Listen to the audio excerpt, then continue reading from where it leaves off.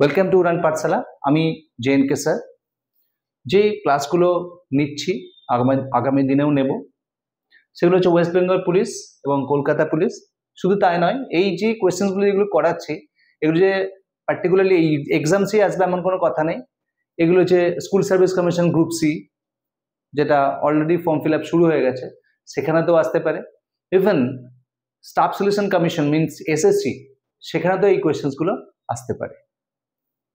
শুরু করা যাক আজকে ক্লাস। একদম সরাসরি ক্লাসে চলে আসছে। বিষয় কি? Sentence improvement. কেমন? কি সেন্টেন্স ইমপ্রুভমেন্ট? না, যে পার্টটা আন্ডারলাইন করা থাকে বা বোল্ড করা থাকে, পার্টিকুলারলি সেই পার্টটাকে কারেকশন করতে হয়। দেখে নাও, এই পর্যন্ত আন্ডারলাইন করা আছে, মানে আমি এই পার্টটাকে কারেকশন করব। কি আছে কোয়েশ্চেনটা? Hardly Ram had opened. তার আগে একটুখানি বলে নিই, এই হার্ডলি, স্কেয়ার্সলি বা নো সুনার, এদের সেন্টেন্স স্ট্রাকচারটা কি?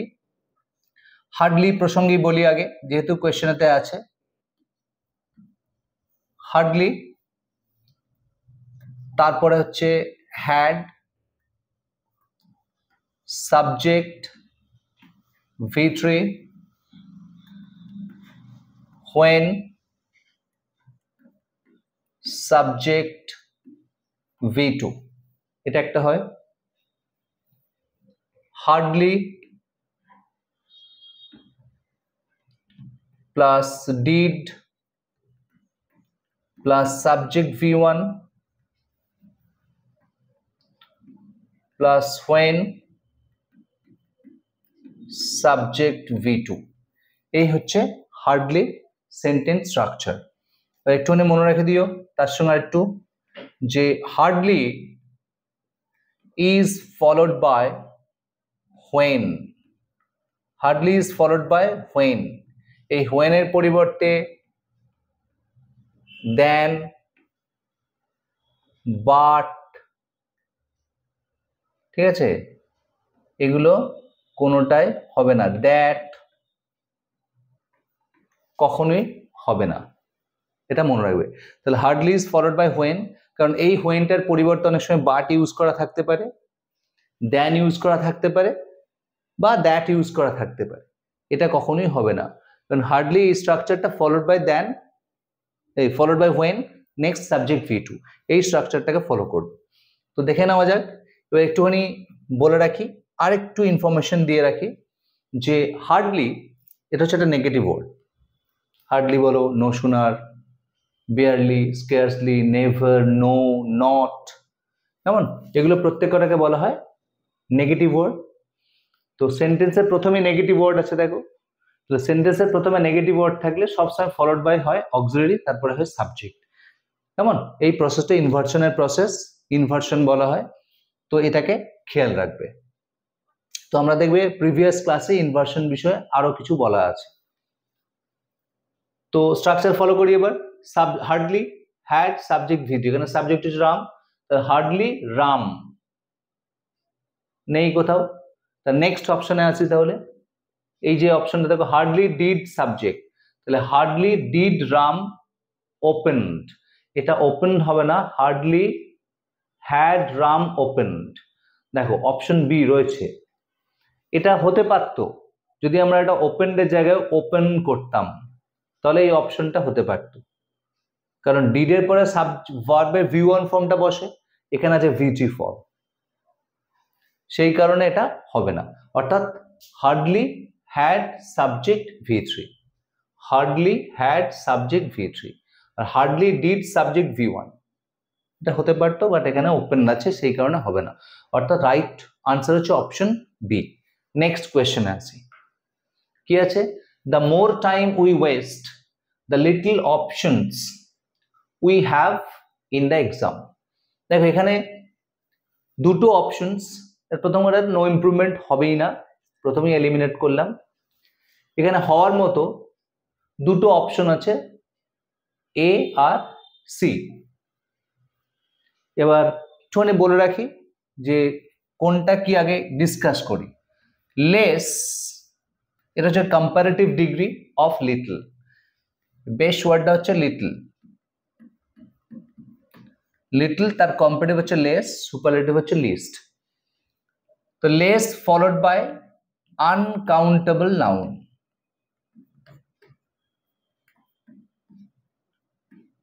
less followed by uncountable noun, fewer followed by countable noun। ঠিক আছে, এবার যেহেতু অপশনস বলছে তাহলে অনেকগুলো অপশনস, একটা দুটো তিনটে, তাহলে কাউন্টের মধ্যে পড়ে, কারণ যেগুলো আনকাউন্টেবল হয় তাদের সঙ্গে তো জেনারেলি এস ইউজ করি না আমরা, তাহলে এটা হচ্ছে একটা কাউন্টেবল নাউন।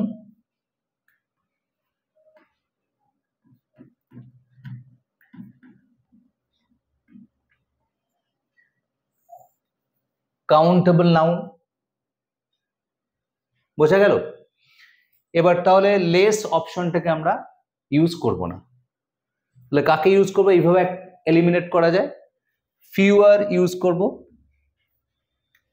এবার কেন ফিউয়ার ইউজ করলাম? ফিউটাও তো ইউজ করতে পারতাম, তাহলে কেন এখানে ফিউয়ার ইউজ করছি? এখানে ফিউ অপশনস তো রয়েছে, তাহলে কেন ফিউয়ার অপশনসটাকে ইউজ করছি? এবার সেই প্রসঙ্গে আসি। দেখো, কম্পারেটিভ ডিগ্রির আগে জেনারেলি দা বসে না, দা জেনারেলি বসে সুপারলেটিভ ডিগ্রির আগে, তাই তো? সুপারলেটিভ ডিগ্রির আগে দা বসে, বাট কম্পারেটিভ ডিগ্রির আগে আমরা কখনো কখনো দা ইউজ করি, সেটা দুটো জায়গায় ইউজ করতে পারি। কোন কোন দুটো জায়গায় সেটা একটুখানি বলে দিই। 1 নম্বর, তুমি এইভাবে মনে রাখো যে কোন সেন্টেন্স অফ দ্য টু অথবা বিটুইন দ্য টু, কোন সেন্টেন্স অফ দ্য টু অথবা বিটুইন দ্য টু দিয়ে শুরু অথবা শেষ হলে, the sentence begins or ends, শুরুতে অথবা শেষে যদি অফ দ্য টু অথবা বিটুইন দ্য টু থাকে, তাহলে সেই সেন্টেন্সে দ্য প্লাস কম্পারেটিভ ইউজ থাকবেই, সেই সেন্টেন্সে দ্য প্লাস কম্পারেটিভ ডিগ্রি এর ব্যবহার থাকবে। ঠিক আছে, যেমন of the two bowlers comma Bumrah is the better. ঠিক আছে, অফ দ্য টু বোলার্স, দুটো বোলারের নামও বলতে পারো কমা দিয়ে, বুমরা ইজ দ্য বেটার অথবা Bumrah is the better of the two bowlers, same. তাহলে the sentence begins or ends যদি শুরুতে অথবা শেষে অফ দ্য টু থাকে, তাহলে সেই সেন্টেন্সে the plus comparative degree use থাকবে, 1 নম্বর। 2 নম্বর হচ্ছে সেন্টেন্সে দেখবে দুটো পার্ট থাকবে।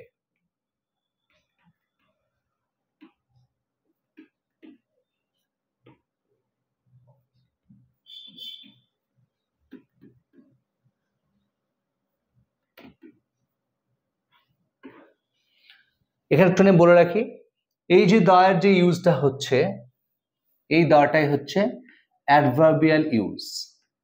দাকে যখন আমরা অ্যাডভার্ব হিসেবে ইউজ করব, তখন এই কম্পারেটিভ ফর্মের আগে দাটাকে ইউজ করা হয়। দায়ের অ্যাডভার্বিয়াল ইউজ হলে দ্য প্লাস কম্পারেটিভ এটা প্রপোর্শনাল বা ব্যালেন্সড ফর্মে সেন্টেন্সে বসবে, এবং সেন্টেন্সের মিনিংটা এরকম হবে এই যত তত, আমরা যত পড়ি তত শিখি, the more we read the more we learn. এই যত তত এই সেন্সটা যখনই থাকবে তখন আমরা the plus comparative degree use করব, যত তত।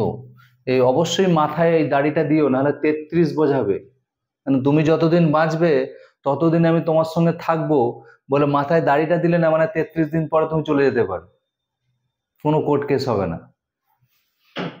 ঠিক আছে, তাহলে এটা কোন সেন্সে ইউজ করব না, যত তত, যত খায় তত মোটা হয়ে যায়, এরকম সেন্স যখনই থাকবে আমরা এই the plus comparative the balanced অথবা প্রপোর্শনাল ফর্মে সেন্টেন্সে ইউজ করব। দেখো এখানে দ্য কম্পারেটিভ রয়েছে দ্য মোর কম্পারেটিভ, তাহলে এখানে আমাকে দ্য লেস করতে পারতাম, ডেফিনেটলি আনসারটা হতো যদি এটা আনকাউন্টেবল নাউন হতো। অপশনস হচ্ছে countable noun, that's why comparative few comparative the fewer options, সেই কারণে অপশন সিটা হচ্ছে right answer.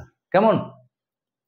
The sooner the better, the more we go, the higher we go, the higher we go the cooler we feel, মানে যত উপরে যায় তত ঠান্ডা ফিল করি। হ্যাঁ, একবার উপরে গেলে তো জানোই পুরোটাই ঠান্ডা। চলো নেক্সট কোয়েশ্চেনে আসি, question number 3। They will not do the work unless, দেখো কতগুলো কতগুলো পয়েন্ট তোমাদেরকে বলে রাখি। কি সেটা?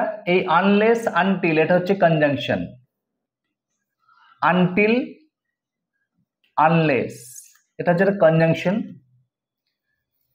ভার্বের মধ্যে আছে অ্যাবস্টেইন, ABSTAIN,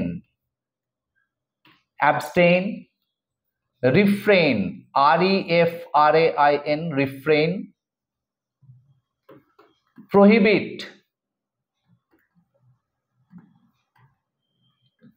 ফরবিড, এগুলো হচ্ছে প্রত্যেকটা ভার্বস, কনজাংশন ভার্বস। এবার অ্যাডভার্বের মধ্যে বলি hardly, scarcely, barely, rarely, never, এগুলো প্রত্যেকটা অ্যাডভার্বস এর মধ্যে পড়ে। প্রেপোজিশনের মধ্যে বলি উইদাউট। এই যে ওয়ার্ডস গুলো লিখলাম, ভার্ব, অ্যাডভার্ব, প্রেপোজিশন, কনজাংশন, এই ওয়ার্ডস গুলোর সাথে কখনো আমরা নো বা সাম ইউজ করতে পারি না, 1 নম্বর পয়েন্ট। যদি কখনো নো বা সাম থাকেও তার রিপ্লেস হয়ে যাবে এনি, এটা একটা পয়েন্ট হয়। আর আনলেস ইটসেলফ এ নেগেটিভ, তাহলে আনলেস এর সঙ্গে কোনো নেগেটিভ ওয়ার্ড ইউজ করা যায় না। 2 নম্বর পয়েন্ট হচ্ছে এই ভার্বস গুলোর সঙ্গে কোনো নেগেটিভ ওয়ার্ড ইউজ করা যায় না, এই ওয়ার্ডস গুলোর সঙ্গে, কারণ ইটসেলফ এরা নেগেটিভ। যেমন ধরো my father forbade me not to smoke, বলা যাবে না। ফরবেড মানেই হচ্ছে নিষেধ করা, মানে না, তাহলে আর তার সঙ্গে একটা না ইউজ করা যাবে না, এইরকম। সিমিলারলি আনলেস ইটসেলফ এ নেগেটিভ, তাহলে এর সঙ্গে একটা নেগেটিভ ওয়ার্ড ইউজ করা আছে, দেখো কখনোই হবে না, তাহলে এটা হবে আনলেস ইউ টেল। এই ডুটাকে আনা হচ্ছে জাস্ট এটাকে নেগেটিভ করার জন্য, তাহলে এই ডু এবং নট কোনোটাই হবে না। দেখা যাক unless you tell, option B is the right answer. Lest you tell, এই প্রসঙ্গে একটুখানি বলি, এটা হচ্ছে একটা কো রিলেটিভ কনজাংশন। কেমন?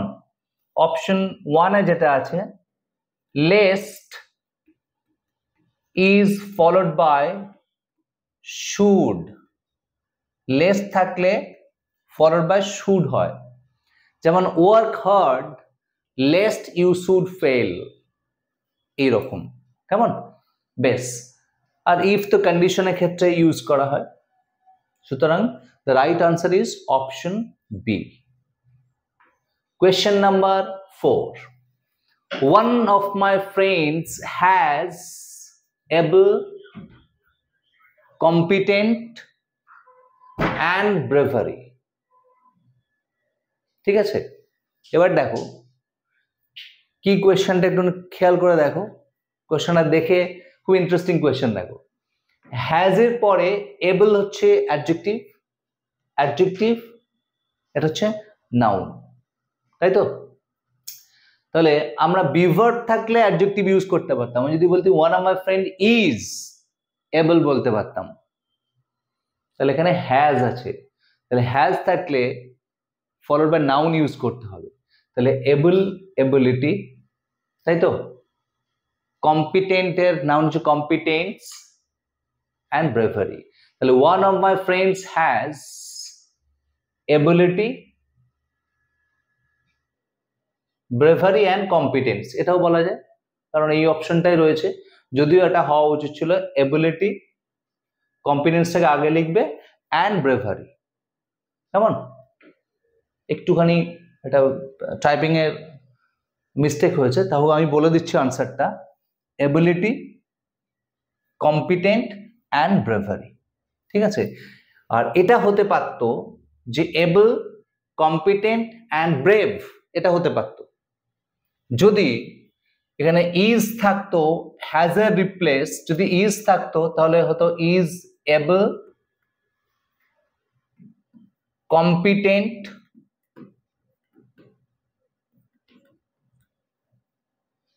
And brave. দেখো প্রত্যেক কটা অ্যাডজেক্টিভ, ঠিক আছে? এটা হতে পারতো যদি এখানে ইজ থাকতো, তাহলে এই আনসারটা হতে পারতো। আচ্ছা, এই প্রসেসটার কি নাম? এই প্রসেসটার যে নাম সেইটাকে বলা হয় প্যারালালিজম।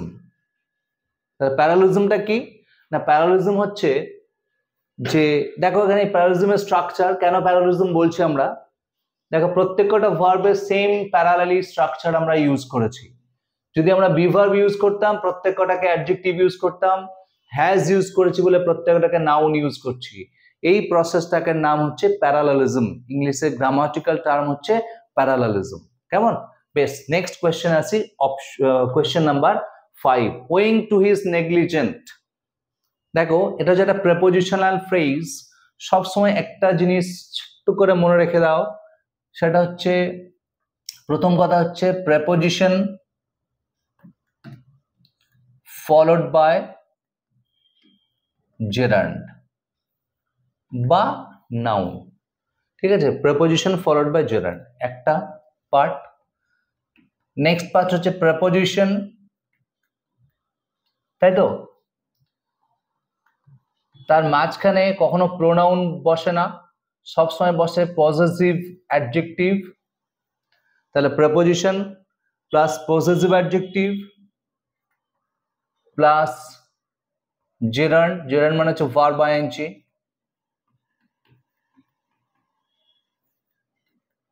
অথবা noun. preposition possessive adjective gerund verb ing অথবা নাউন। দেখো তাহলে ওয়িং টু, টুটা হচ্ছে preposition followed by possessive adjective followed by preposition followed by gerund, তাই তো, বা নাউন। তাহলে followed by gerund বা নাউন। নেগলিজেন্ট, এটা তো নেগলিজেন্টিং করে দেওয়া যাবে না, তাহলে নাউনটাকে ইউজ করতে হবে। তাহলে নেগলিজেন্স হচ্ছে নাউন, তাহলে এটা কি হওয়া উচিত? অপশন 1, অর্থাৎ owing to his negligence. Next কোয়েশ্চেনে আসি, the HR department plays such a crucial role. This is no improvement. This is no improvement. Clear? Next question আসি, question number 7. He tried hardly. আমরা জাস্ট কিছুক্ষণ আগেই discuss করলাম কি, যে হার্ডলিটা হচ্ছে একটা negative word, hardly means not, এই অর্থে হার্ডলিকে ইউজ করা হয়, ঠিক আছে? তো হার্ডলি ইউজ হবে না, সেক্ষেত্রে ইউজ করব আমরা হার্ড। হি ট্রাইড হার্ড, হার্ড এর মিনস হচ্ছে টয়েল, TOIL, কঠিন পরিশ্রম করা। এইটাকে বলা হয় অ্যাডভার্ব অফ ম্যানার, অর্থাৎ কোন কোনগুলো এরকম আছে, হার্ড, ফাস্ট, ওয়েল, এবং যত এলয় এন্ডিং ওয়ার্ডস আছে সবই ম্যানার, অ্যাডভার্বের ম্যানার বলা হয়। এবার দেখো ফাস্ট কে অ্যাডজেক্টিভ হিসেবে ইউজ করি, ফাস্ট বোলার, তাহলে এখানে ফাস্ট হচ্ছে অ্যাডজেক্টিভ, ঠিক আছে? ওয়েলকে আমরা অ্যাডজেক্টিভ হিসেবে ইউজ করতে পারি। তো এগুলো কি, তাহলে কিভাবে বুঝবো এটা অ্যাডভার্ব না অ্যাডজেক্টিভ? ছোট্ট একটা পয়েন্ট বলে রাখি, সাবজেক্টের পরে যদি বি ভার্ব থাকে দেন অ্যাডজেক্টিভ হবে, subject, be verb, adjective, subject, main verb,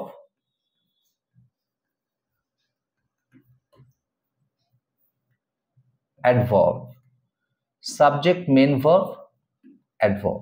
example দিয়ে এবার দেখো, I am well, I am well. He reads well. দেখো I am well, এই ওয়েলটা adjective followed by be verb. He reads well, এই ওয়েলটা হচ্ছে অ্যাডভার্ব। এইভাবে আইডেন্টিফাই করা যায়, ঠিক আছে? তাহলে সেই কারণে এটা হবে he tried hard. Subject, main verb, adverb. আর এটা কি বললাম? Adverb of manner. কি করে অ্যাডভার্ব অফ ম্যানারকে আইডেন্টিফাই করা যায় জানো? Adverb of ম্যানারকে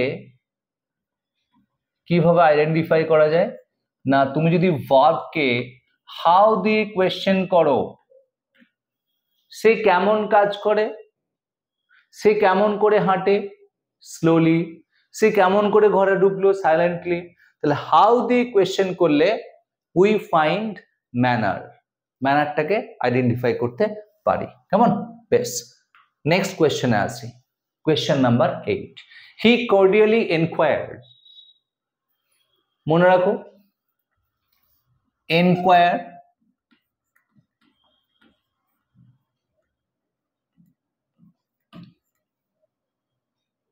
ask, interrogate,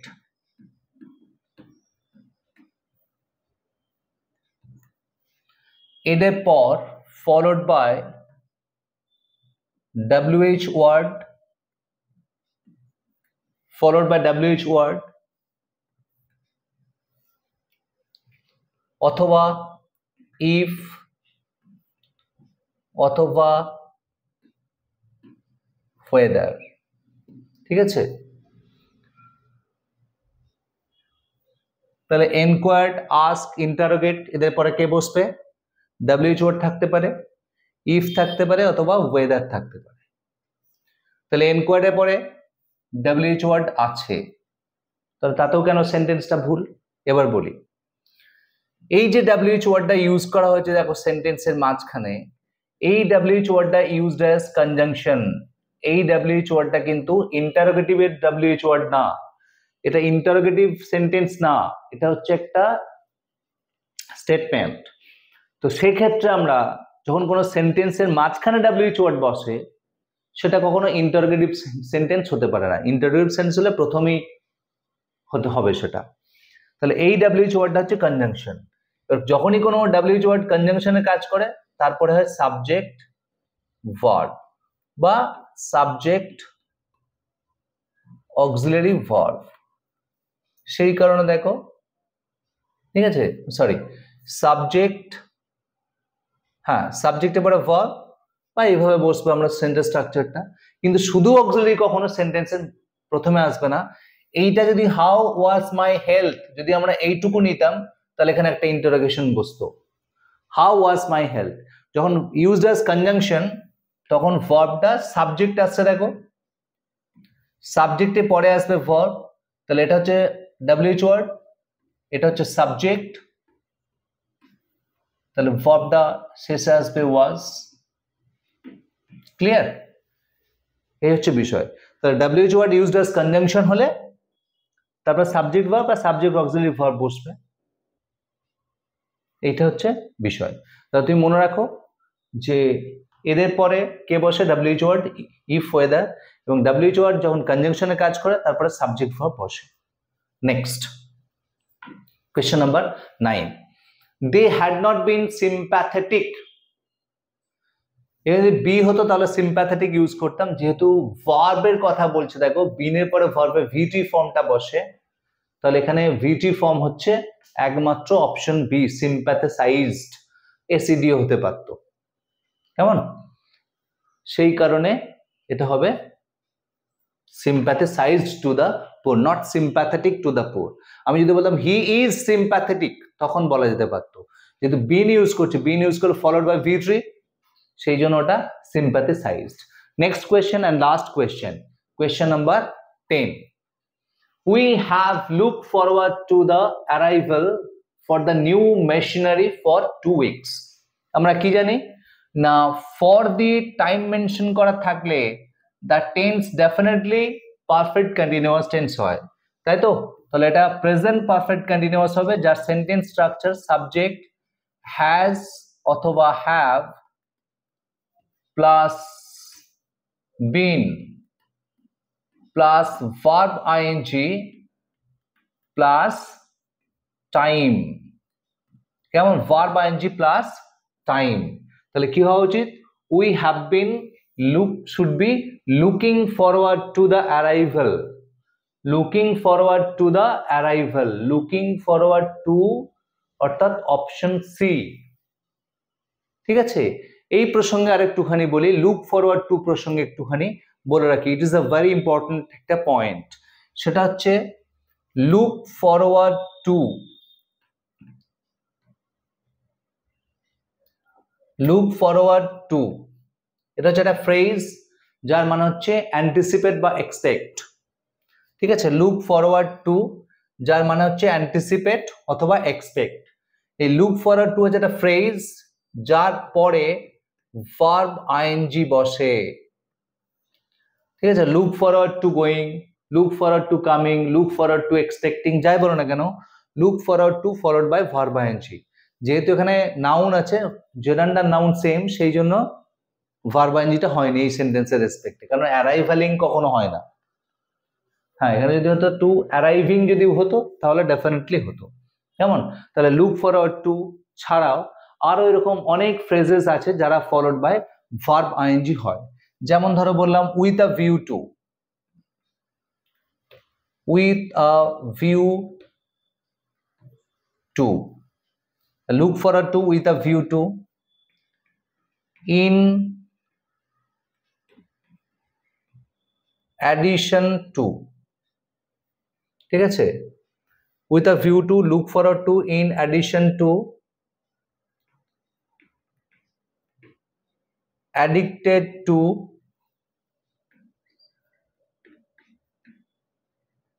given to, taken to, averts to, etcetera. এই যে আরো আছে, আমরা প্রিভিয়াস ক্লাসে এগুলোতে তোমরা যদি ফলো করে থাকো ডিটেলস লেখানো আছে। কেমন? তাহলে এই যে ফ্রেজেস গুলো বললাম এদের পরে কে বসবে? ফলোড বাই ভার্ব আইএনজি হয়। ঠিক আছে, বেশ, তাহলে এখানে আনসার হলো option C. Thank you very much, please stay with us.